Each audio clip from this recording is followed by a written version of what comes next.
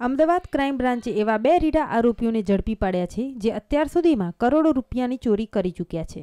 200 કિલોનું ATM ચોરવું એ આરોપીઓ માટે રમતવાત હોય એમ ચોરી કરી ફરાર થઈ જતા હતા. આ છે હુસેન ડોડા, જે છે ડોડા ગેંગનો મુખ્ય સૂત્રધાર. તેની સાથે પકડાયેલો આરોપી વસીમ અસા દિવાન છે, હુસેન ડોડાનો ભાણિયો.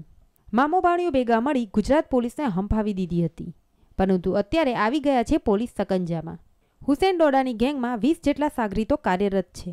અત્યાર સુધીમાં તેની ગેંગ દ્વારા 50થી વધુ ગુનાને અંજામ આપવામાં આવ્યો હતો. અત્યારે આરોપીઓએ 25 ગુનાની કબૂલાત કરી છે.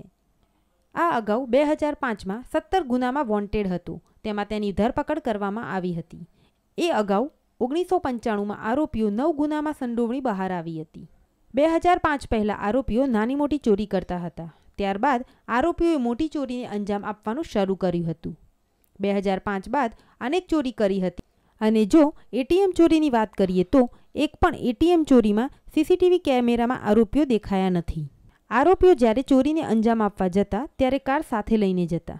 જ્યાં પણ ચોરી કરવા જતા ત્યાં કેમેરા તોડી નાખતા અને એટીએમ સાથે સીસીટીવી કેમેરાની પણ ચોરી કરી જતા, જેથી એક પણ વાર ચોરીમાં પકડાયા નહોતા. રાતના સમયે એટીએમ મશીન ચોરી કરી પોતાના વાહનમાં સુરેન્દ્રનગર પાસે ખુલ્લી જગ્યામાં લઈ જતા, જ્યાં મશીન તોડી તેમાંથી રોકડ કાઢી મશીનના ટુકડા નર્મદા કેનાલમાં ફેંકી દેતા. આરોપીઓએ ચોરીના રૂપિયામાંથી એક ઝાયલો કાર ખરીદી હતી. વિરમગામ અને હિંમતનગરમાં એક મકાન પણ ખરીદ્યા છે. પોલીસ તે મકાનને સીલ કરવા માટેની કાર્યવાહી આવનારા સમયમાં કરશે.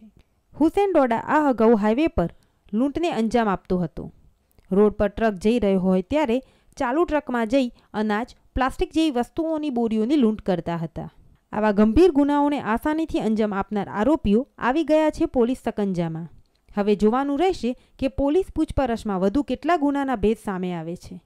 કેમેરામેન મીત ભટ્ટ સાથે કશ્યપ જોશી, ન્યૂઝ ઓનલાઇન, અમદાવાદ.